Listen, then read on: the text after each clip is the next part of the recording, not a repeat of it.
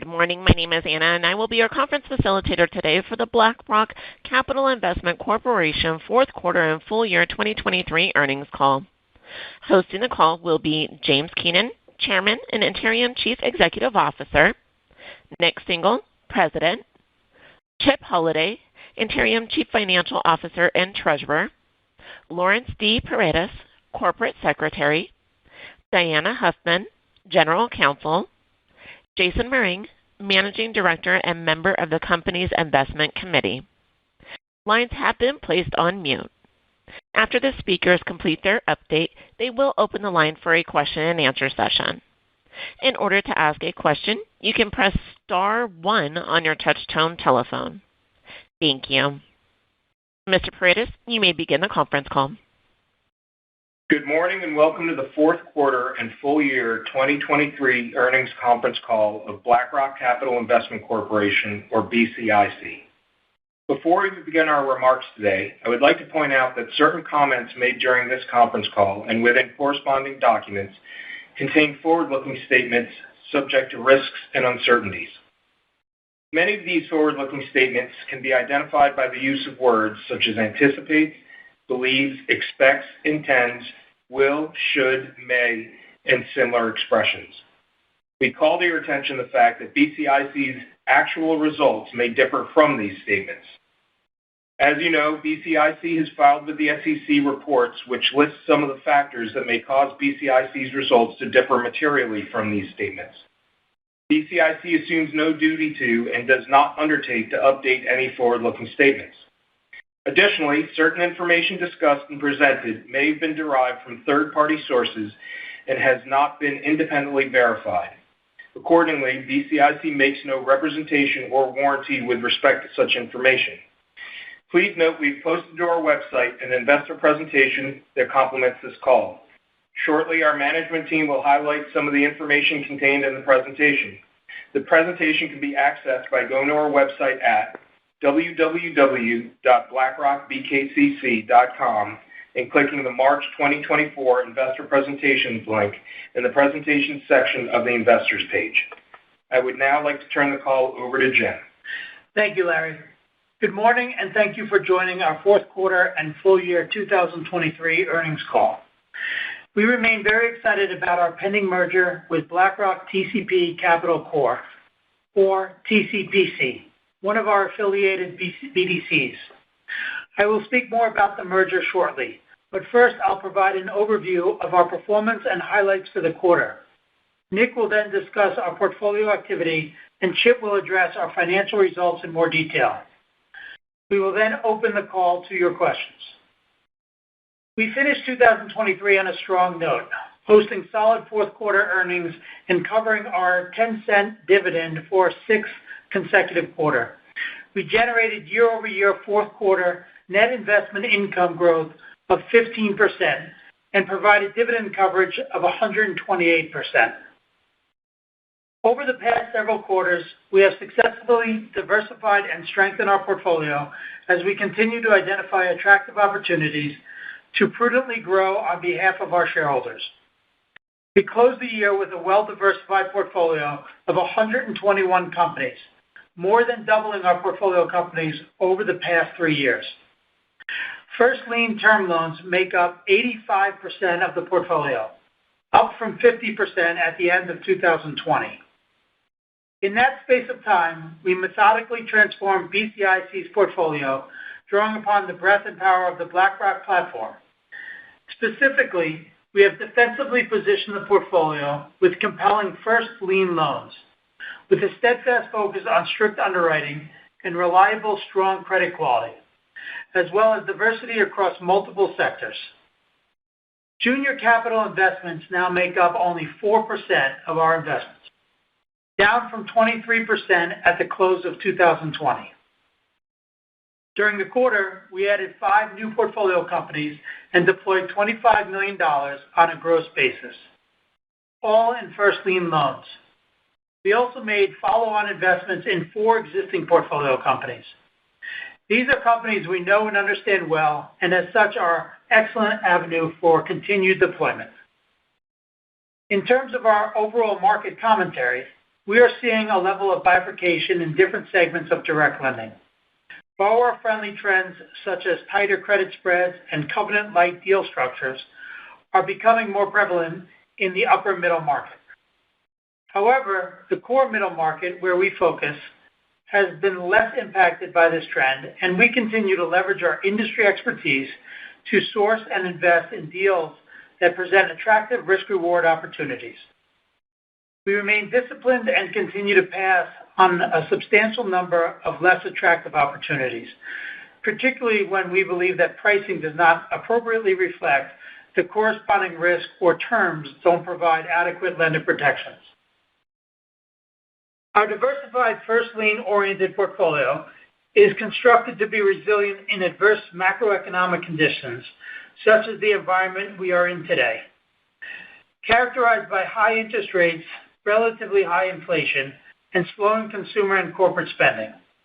However, we are not completely immune to these factors. We are seeing this impact on a portion of our book. During the quarter, we placed one additional investment, Thrasio, on non-accrual status.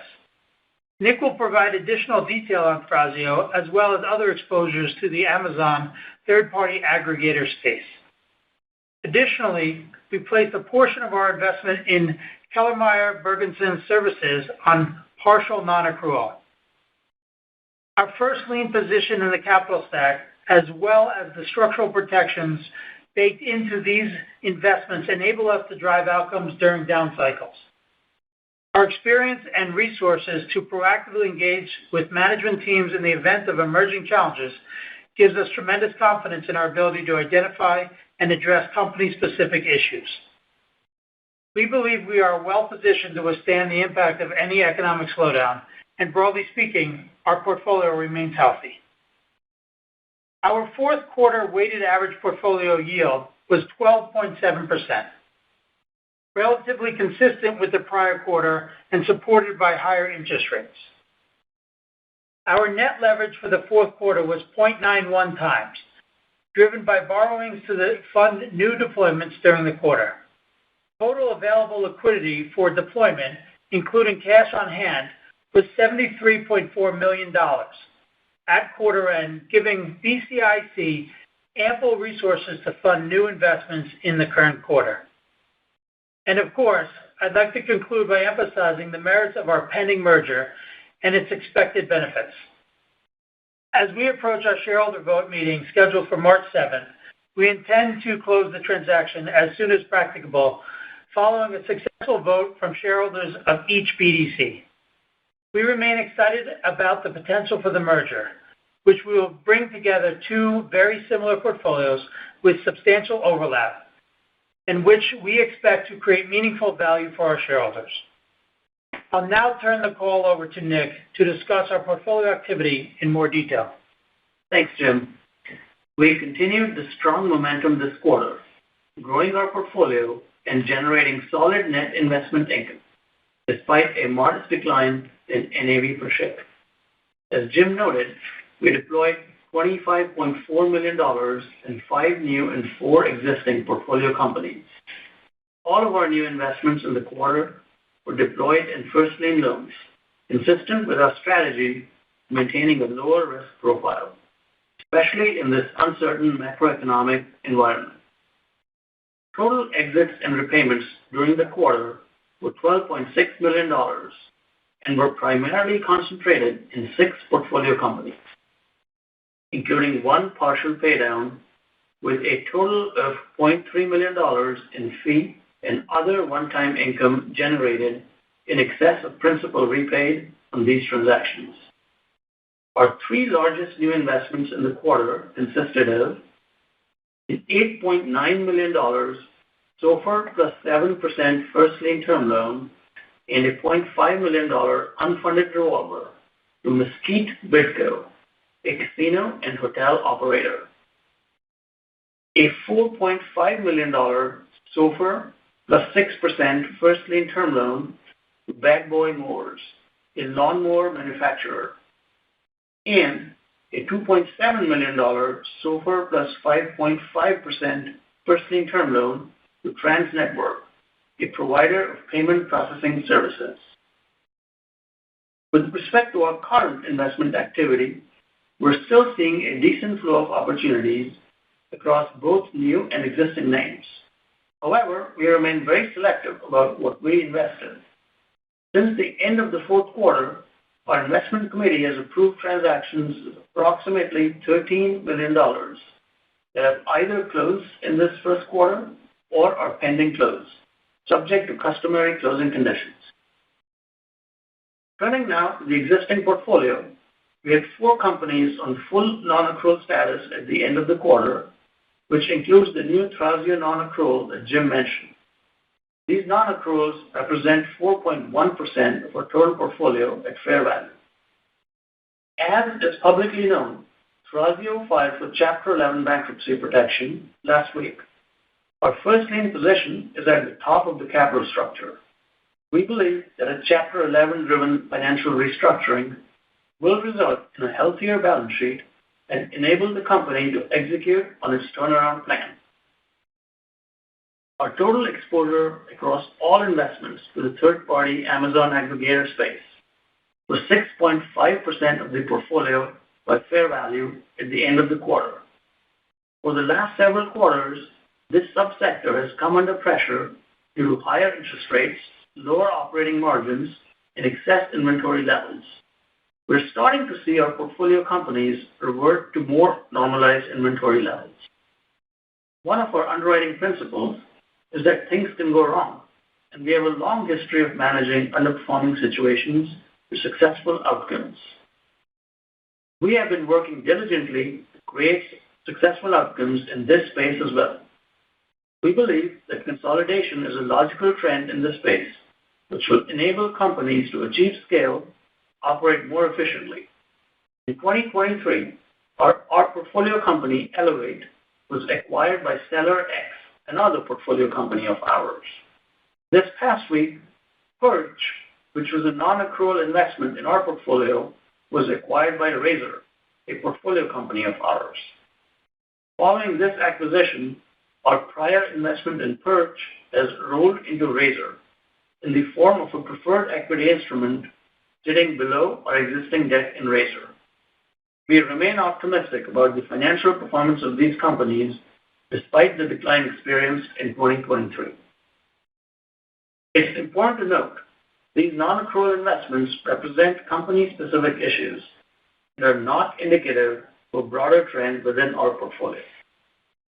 With each of these situations, we're leveraging BlackRock's extensive experience to work towards successful outcomes on behalf of our shareholders. Our NAV per share for the quarter was down by less than 1%, due primarily to $3.9 million of net realized and unrealized losses on the portfolio, partially offset by $2 million of NII earned in excess of the declared dividend. Despite economic uncertainty driven by the pressures of inflation and interest rates, our NAV demonstrated relative stability in 2023. We believe this is a direct consequence of the successful transition into a primarily first lien-oriented portfolio, as well as our prudent approach to selectively adding new investments. I'll now turn the call over to Chip to further discuss our financial results for the quarter. Thank you, Nick. I will now take a few minutes to review some additional BCIC financial results for the fourth quarter. GAAP net investment income remained strong in the fourth quarter at $9.3 million, or 13 cents per share, as compared to $9.5 million earned in the third quarter, and delivered a 15% increase from the fourth quarter of 2022.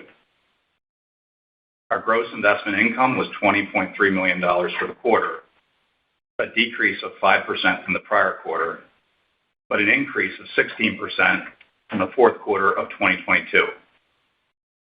The $1 million quarterly decline was primarily due to the impact of our positions in Perch and Thrasio being designated as non-accrual during the third and fourth quarters, and to lower fee and other one-time income earned from the investment exits compared to the third quarter.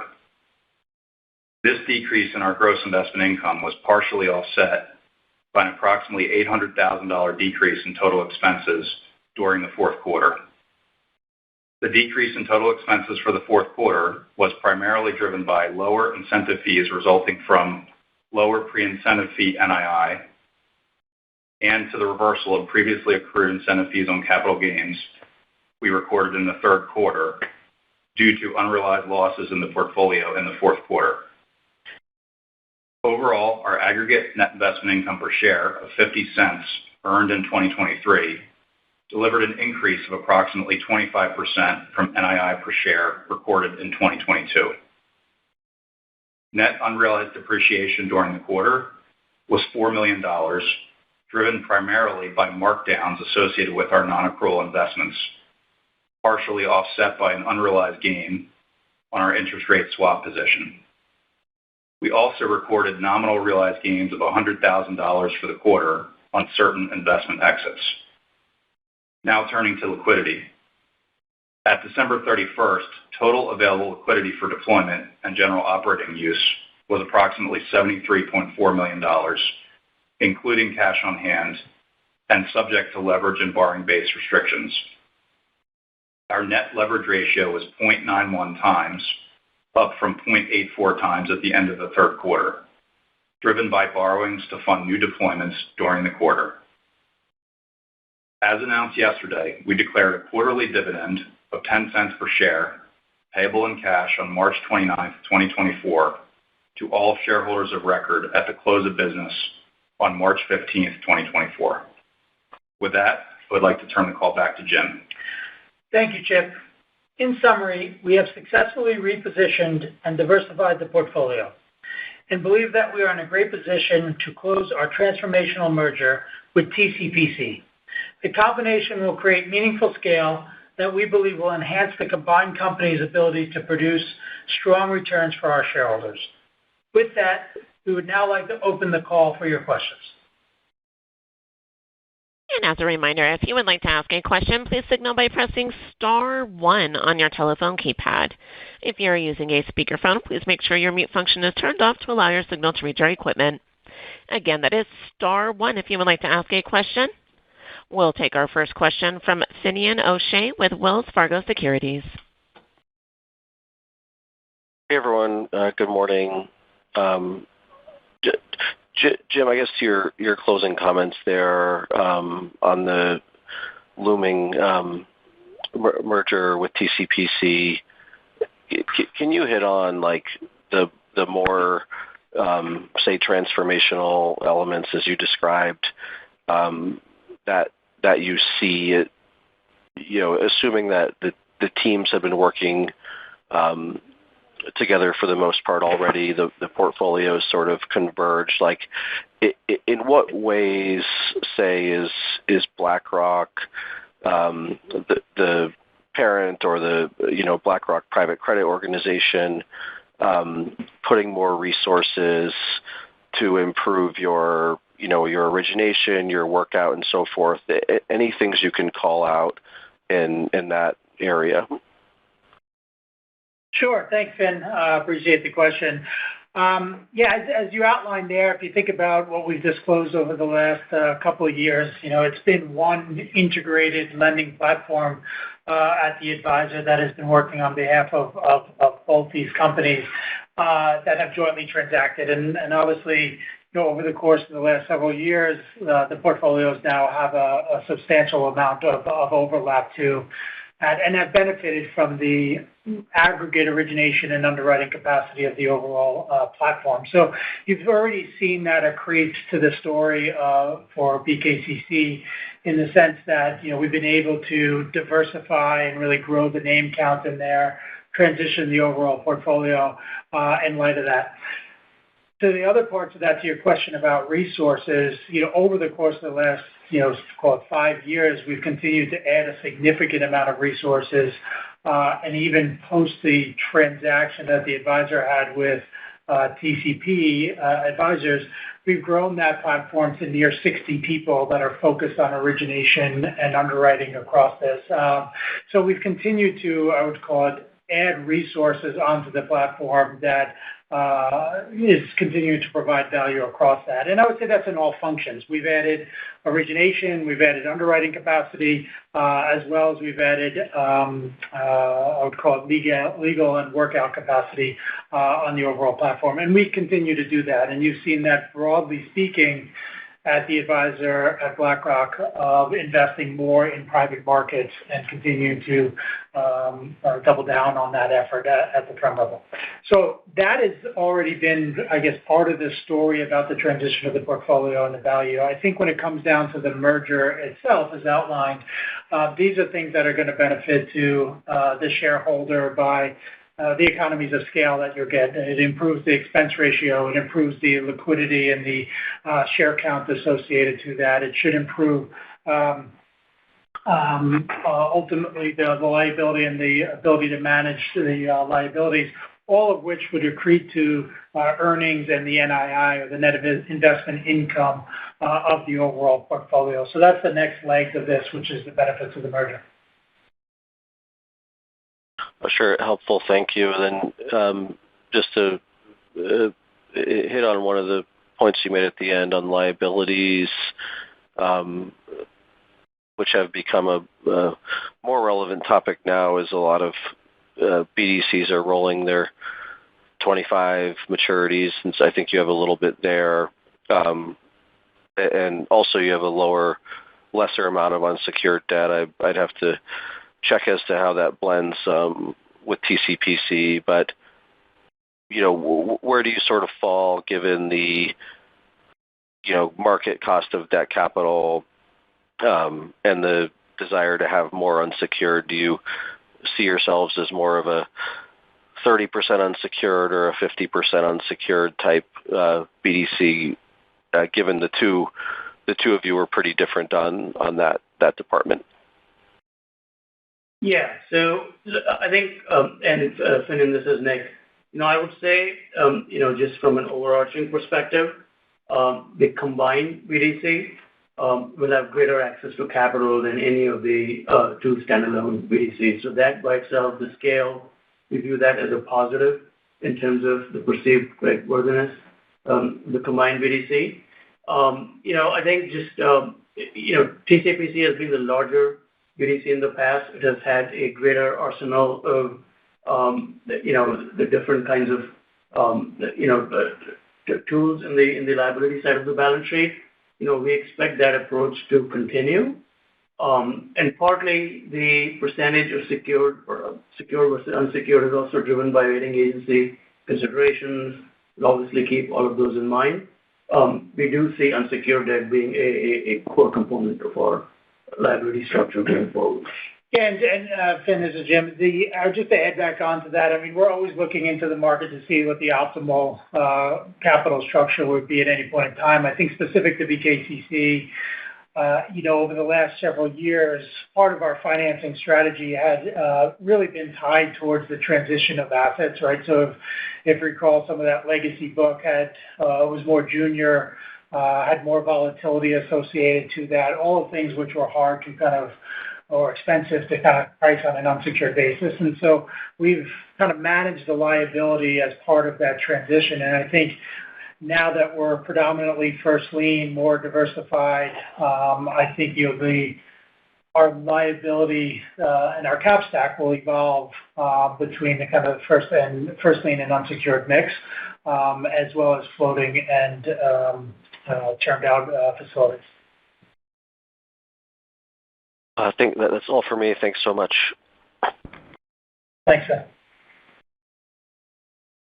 We'll now take our next question from Melissa Wedel with J.P. Morgan. Good morning. Thanks for taking my questions. My first one, I wanted to start with a clarifying question really around some of the investment activity levels in the portfolio. I'm curious if the pending merger decision and shareholder vote has impacted any sort of capital deployment activity in BKCC. Hi, Melissa. This is Nick. So the short answer is no. From a deployment perspective, it's been business as usual, and the pending vote has had no impact. on how we've gone about deploying capital. Okay, appreciate that. And then in terms of just sort of the outlook going forward, it's interesting to hear your points about not seeing the core middle market as impacted by some spread compression and maybe slight loosening of terms that have happened at the upper middle market. I mean, do you expect to see more M&A activity this year? And if so, how does that impact the portfolio potentially? Is that sort of does that put deleveraging pressure on the portfolio throughout the year as perhaps core middle market companies are acquired? Yeah, and Melissa, thanks for that question. So one, I would just, make one slight clarification. We're not saying that the core middle market is not impacted by spreads at all, just that the level of compression we're seeing is less relative to the upper middle market. We're seeing M&A activity starting to pick up, and I really think that that's to a large extent a function of the belief that interest rates have stabilized. And while there is a range of opinions about how fast or how much they will go down, we firmly believe that as there's more and more conviction, more LBO, more M&A activity will take place because, frankly, having a confident view on the cost of capital is a prerequisite to buyers being able to put a multiple on deals. So, we do expect certainly the remainder of 2024 for activity to happen. And again, could that lead to an increased level of prepayments? It is quite likely. Again, look, we operate in a competitive market. We always have, and historically, prepayment levels go up and go down. Our goal would be for companies that we like, for good businesses, is to try and find a way to stay in those businesses when refinancings occur. And if it may even lead to opportunities where companies would rather take our money back and go home, would actually increase the probability that some of those events also happen. Yeah, and just in terms of, sorry, I have one more thing. So whether it's going to be a deleveraging event, it's hard to say. I mean, quarter to quarter it can be lumpy, but we have a very diversified origination pipeline, very long track record of industry relationships, and we're confident that we will be able to find deployment opportunities, but we'll continue to be disciplined. Yeah, Melissa, this is Jim. One other thing I would add might be interesting just from the portfolio, the market trends that you see based off of the increasing cost of capital. And obviously that has an impact on some of the deals that exist today when it comes to the interest coverage ratios. On new deals, from new sponsor activity and new M&A, because of the increased cost of capital, we are seeing lower leverage levels being put on those companies relative to 2-3 years ago. So inherently, there's a lower leverage in today's deployment than there was in the legacy or things that were deployed 2 or 3 years. Got it. Thank you. And that concludes today's question and answer session. I'd like to turn the conference back to our presenters for any additional or closing comments. Just want to say thank you again and appreciate the support throughout this, and just thank you for our shareholders and our team to ultimately the work done over the course of the last year to get here. Thank you. And once again, that does conclude today's conference. We thank you all for your participation. You may now disconnect.